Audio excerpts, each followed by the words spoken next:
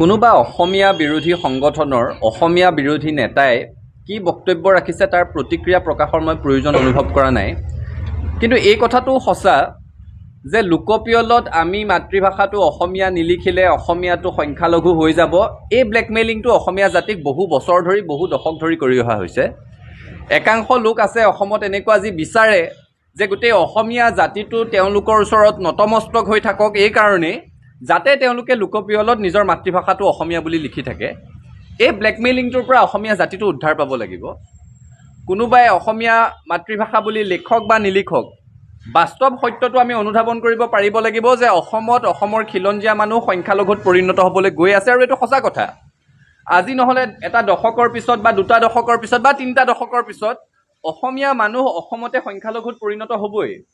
কাৰণ অবাধ গতিত অবৈধ বিদেশীৰ প্ৰব্ৰজন আৰু জনসংখ্যাৰ ব্যাপক বিস্ফোৰণে অসমত জনগাঁথনিৰ পৰিৱৰ্তন কৰি পেলালে, এইটো সঁচা কথা। অসমৰ বহুকেইখন জিলাত খিলঞ্জীয়া মানুহ এতিয়া সংখ্যালঘুত পৰিণত হৈ গ'ল, এইটোও সঁচা কথা।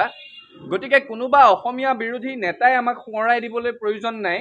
আমি খিলঞ্জীয়া মানুহে নিজেই কথাটো উপলব্ধি কৰিব লাগে যে অসমীয়া ভাষাটো সংখ্যালঘুত পৰিণত হ'বলৈ গৈ আছে, অসমৰ খিলঞ্জীয়া মানুহ সংখ্যালঘুত পৰিণত হ'বলৈ গৈ আছে।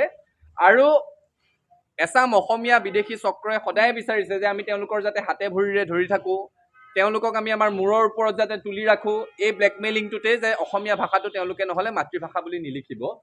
ছাত্ৰ সন্থাই ইয়াৰ পৰা পৰিত্ৰাণৰ উপায় বিচাৰিছোঁ, আৰু সেইকাৰণে অসম চুক্তিৰ ৬ নং দফাৰ জৰিয়তে যি সাংবিধানিক ৰক্ষা কৱচৰ কথা কোৱা হৈছে, বিপ্লৱ কুমাৰ শৰ্মা সমিতিৰ প্ৰতিবেদনৰ এক অন্যতম পৰামৰ্শ হৈছে ভাৰতবৰ্ষৰ সংবিধান সংশোধন কৰি অসমৰ ৰাজ্যভাষা আইনখনক চিৰকালৰ কাৰণে স্থায়িত্ব প্ৰদান কৰিব লাগে।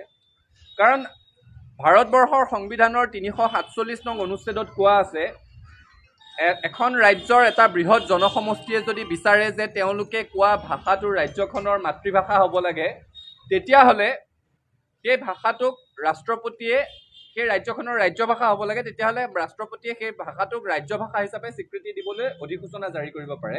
ভাৰতবৰ্ষৰ অনুচ্ছেদৰ ৩৪৭ত এইটো কথা কোৱা আছে।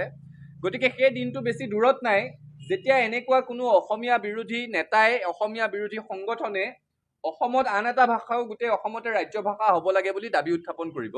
সেইকাৰণে আমি ছাত্ৰ সন্থাই কৈছোঁ যে অসম চুক্তিৰ ৬ নং দফাৰ জৰিয়তে যি সাংবিধানিক ৰক্ষা কৱচ আমি বিচাৰিছোঁ, তাত আমি এই কথাটো দাবী কৰিছোঁ যে ভাৰতবৰ্ষৰ সংবিধান সংশোধন কৰি অসমত অসমীয়া ভাষাটো যাতে চিৰকালৰ কাৰণে ৰাজ্যভাষা হৈ থাকে।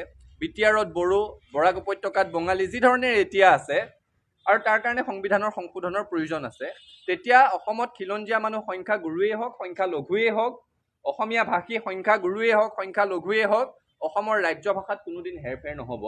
আৰু এনেকুৱা ধৰণৰ মন্তব্য কৰি এই সংগঠনসমূহে, নেতাসমূহে বুজাই দিছে যে তেওঁলোক বৃহত্তৰ অসমীয়া জাতি গঠন প্ৰক্ৰিয়াটোৰ সৈতে কোনোদিন জিন যাব পৰা নাই, তেওঁলোক অসমীয়া বিদ্বেষী, তেওঁলোক খিলঞ্জীয়া মানুহৰ বিৰোধিতা কৰে। আৰু এনেকুৱা অসমীয়া বিৰোধী শক্তিসমূহক অসমৰ ৰাইজে চিনিব লাগিব, আৰু এনেকুৱা শক্তিসমূহক অসমৰ পৰা পুলিয়ে পোখাই উৎখাত কৰিব লাগিব।